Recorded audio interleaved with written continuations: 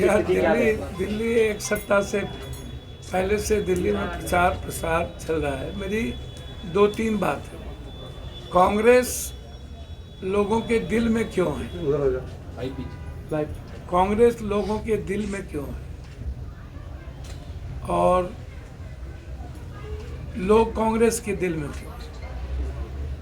BJP को लोग like नहीं करते हैं दिल्ली में खास तौर पर, क्योंकि कुछ लोग नॉर्थ के हैं, कुछ लोग साउथ के हैं, कुछ लोग पूर्वांचल के हैं, कुछ लोग दिल्ली के हैं। मिक्स कल्चर है, वसुधैव कुटुंबकम। और बीजेपी के पास ना तो कोई किसान पर मुद्दे हैं, किसान विरोधी हैं। बेटी पढ़ाओ बेटी बचाओ, इनके प्रदेश अध्यक्ष ही सामूहिक बलात्कार करते हैं बच्चियों के साथ। और तो छोड़ दो, सेंगर नाम गिनाने लगूंगा, ब्रजभूषण से लेके पहलवान से लेके तो अलग बात है।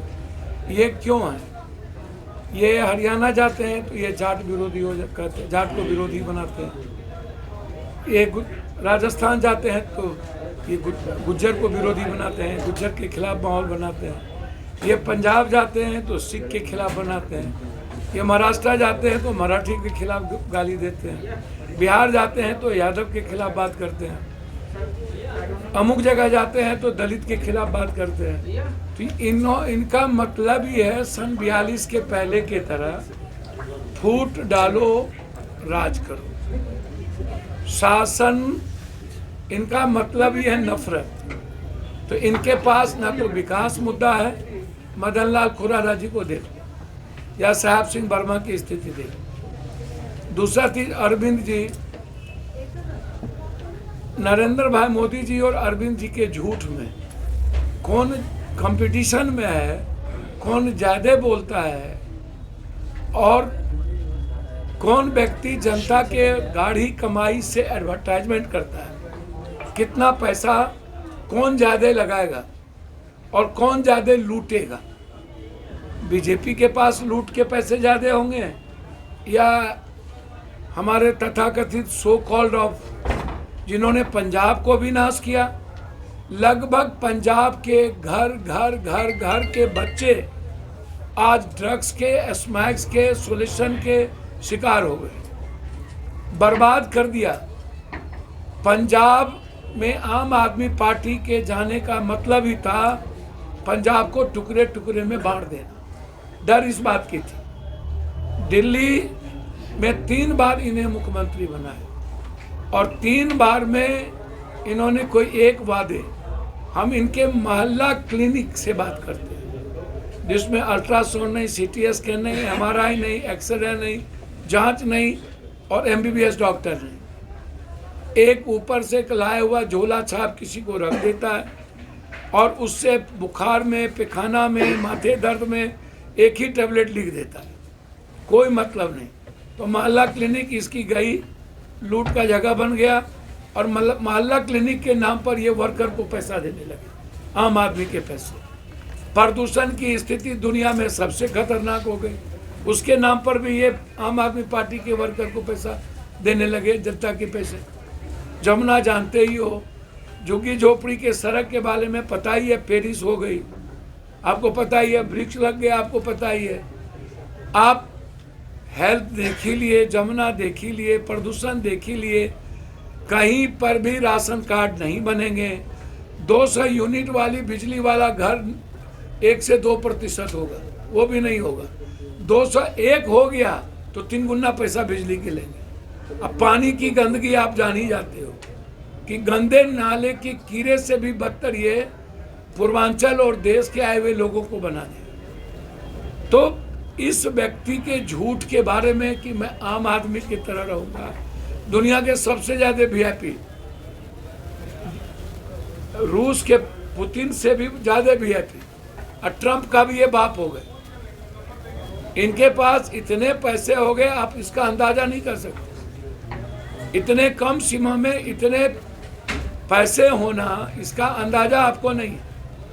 तो आप जरा सोचो, एक आदमी का वादा नरेंद्र भाई मोदी, जिसमें ब्लैक मनी था, जिसमें 15 लाख रुपये थे, 2 करोड़ नौकरी थी जिसमें जाली नोट था। नोटबंदी के बाद आम आदमी की हालत थे।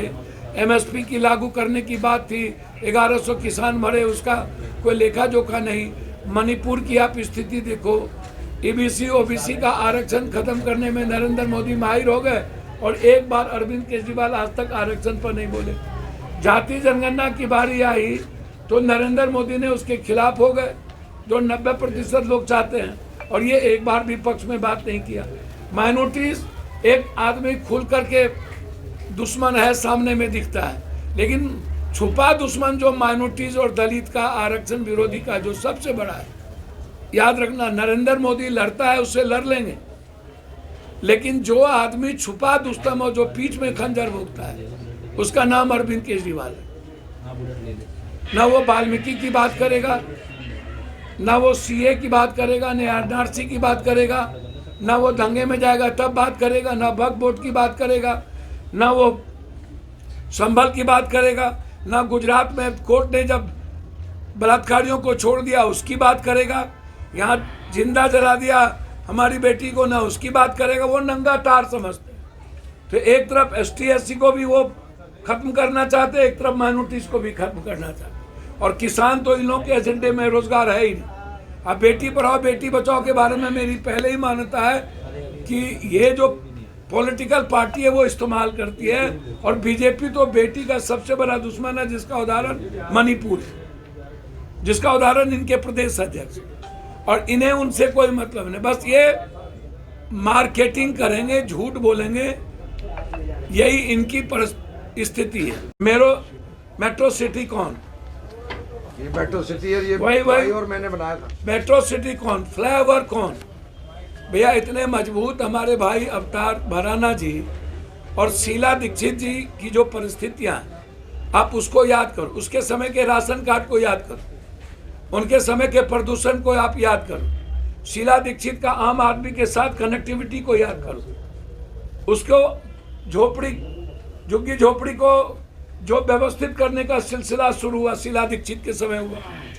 शीला दीक्षित ने उस इलाके में पानी, उस इलाके में पाइप, उस इलाके में गैस, उस इलाके में सड़क को ले जाना, जो शीला दीक्षित ने झुग्गी झोपड़ी में बनाया, और उसको अरविंद केजरीवाल ने तोड़ दिया। एक जगह एक बार रेहड़ी ठेरी को व्यवस्थित करने का काम शीला दीक्षित से शुरू हुआ, और अरविंद केजरीवाल और नरेंद्र मोदी की पुलिस हफ्ता वसूलना शुरू कर दी, और एक बार रेहड़ी ठेरी वाले को कुछ नहीं बोला।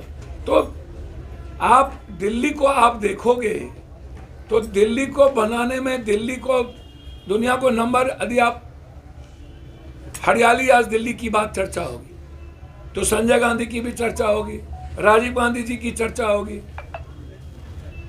यदि आज कस्तूरबा नवोदय की चर्चा होगी, स्कूल की चर्चा होगी, यदि आप फूड बिल की चर्चा होगी, राइट ऑफ फूड की बात होगी, राइट ऑफ एजुकेशन की बात होगी, यदि RTI की बात होगी, मनरेगा की बात होगी, कोई पेंशन 6 पेंशन है उसकी बात होगी, छात्रवृत्ति, स्कॉलर, स्टाइपेंड की बात होगी, तो कांग्रेस के बाद आज तक किसी ने किया क्या? कोई नई योजना आई क्या? कोई नया स्कीम आया क्या? राहुल गांधी जी स्कीम लेके आए, बेरोजगार भत्ता। राहुल गांधी जी बेटी को देने की योजना लेके आए, मैया योजना से लेके बहना, कोई भी योजना। कौन राइट ऑफ हेल्थ को लाया? राजस्थान, राहुल गांधी। तो आप जिन मुद्दों को आप उठा करके देखोगे तो उसमें इंदिरा गांधी जी को उठाओ, नेहरू जी को उठाओ, मनमोहन सिंह जी को उठाओ, मनमोहन सिंह जी के दिल्ली को बनाने का कि आप स्थिति को देखो। अरविंद केजरीवाल जी 3 बार जनता ने बनाया, और अरविंद जी ने जिस तरीके से दिल्ली की जनता का एक्सप्लॉयटेशन किया, और पूर्वांचल के वोट लेकर पूर्वांचल और बाहर के लोगों को कोरोना से लेके अभी तक जितनी यातनाएं अरविंद जी की सरकार ने दी, शायद इसकी कल्पना पूर्वांचल के लोग कर नहीं सकते। तो इसीलिए आज शीला दीक्षित का विकास, उनकी विनम्रता और उनकी कनेक्टिविटी और उनका रिश्ता आज लोगों को याद आ रहा है। लोग कह रहे हैं कि हमें कांग्रेस ही चाहिए, हमें राहुल गांधी की सच्चाई चाहिए। राहुल गांधी जिस तरीके से आज यूथ आइकॉन बने हुए हैं, जिस तरीके से 90% की आवाज बने हुए हैं, आज यदि कोई माइनॉरिटीज और संविधान के बारे में, दलितों के और अंबेडकर के बारे में कोई सोच रहा है, बोल रहा है, लड़ रहा है, तो वो कांग्रेस और राहुल गांधी जी।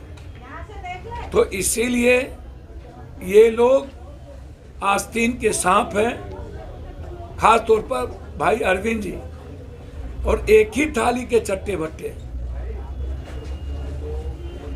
पीठ में खंजर बीजेपी और अरविंद जी ने मिलकर अन्ना हजारे के कंधों पर बंदूक रखा और शीला दीक्षित को बदनाम करने के लिए विकास की प्रगति को रोका।